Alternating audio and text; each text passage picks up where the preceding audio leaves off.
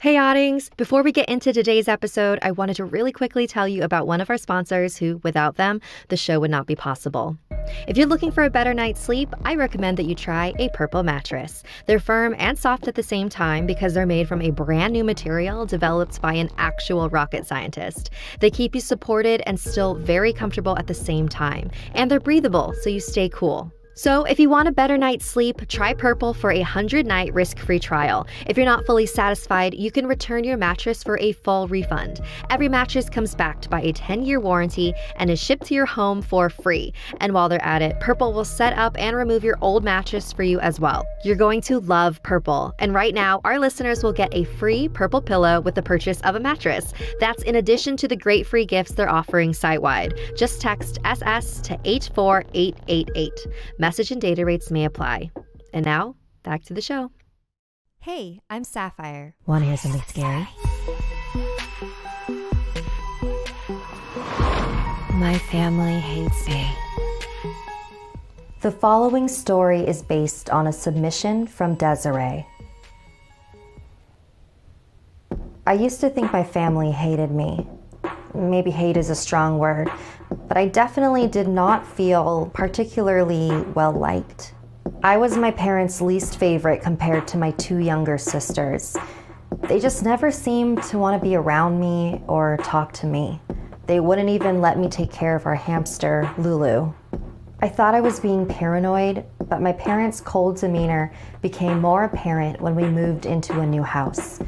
They gave me the room at the very end of a hallway, secluded and removed from everything else. They claimed it was so I could have privacy, but I think they just wanted me far away. That room gave me the creeps.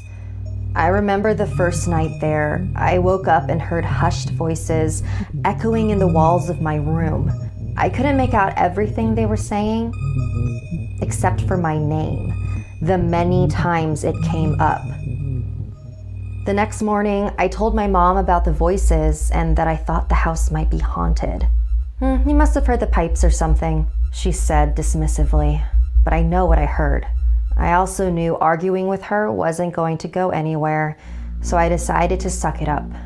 I went to bed with such anxiety that night that I had an incredibly lucid and horrifying nightmare. I was strapped down to my bed, surrounded by dark figures who were chanting over and over, and I couldn't move or scream. I just laid there while these figures sprinkled me with unknown substances. The next morning at breakfast, I silently ate while my parents asked my sisters how school was going. Then Jamie, one of my sisters, turned to me. "Are you still hearing things at night, sissy?" she asked. I was actually a little startled by the sudden attention on me. Yeah, and I actually had a pretty bad dream last night. Felt like there were people in my room or something." My sister then turned to look at my parents. I felt like they were telepathically talking about me right in front of me. Then Jamie spoke again. "Mom, you should give her that stuff to make her sleep better." My mom nodded. I was still taken aback by this sudden interest in helping me sleep better. So before bed that night, I swallowed the pill that my mom gave me. As an extra precaution, I gathered as many religious items from around the house, crucifixes, paintings, as many as my hands could carry, and put them in my room.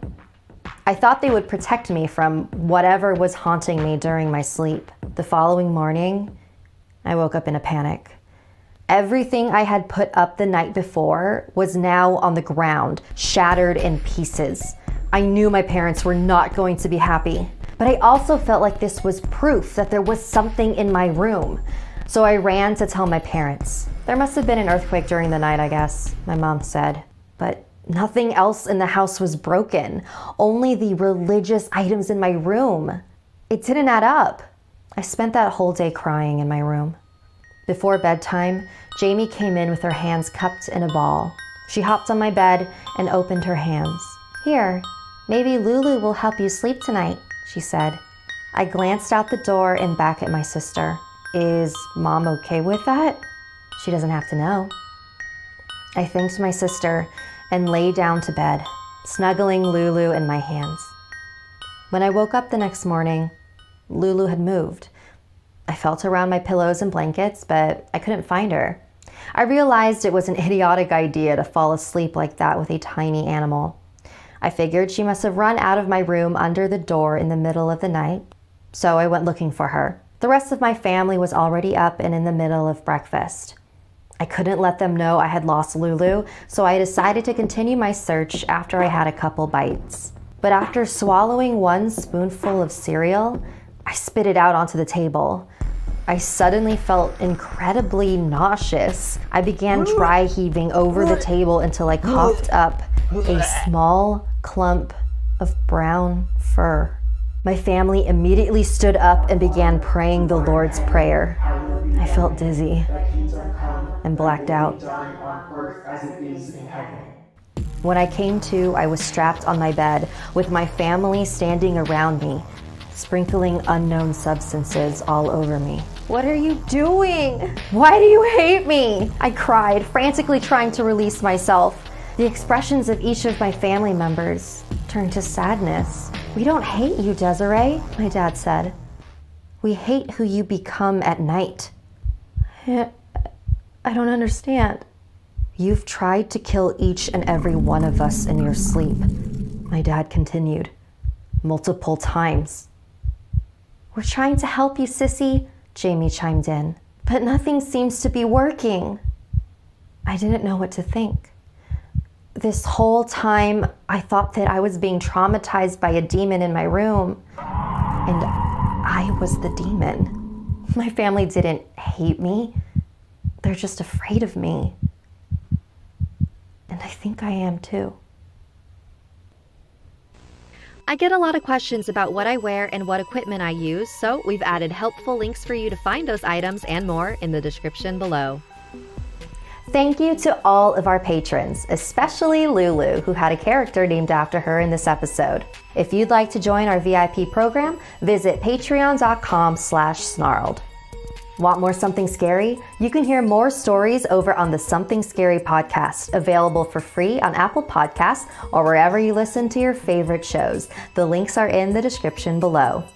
If you'd like to submit a story, send me an email at somethingscary@snarled.com.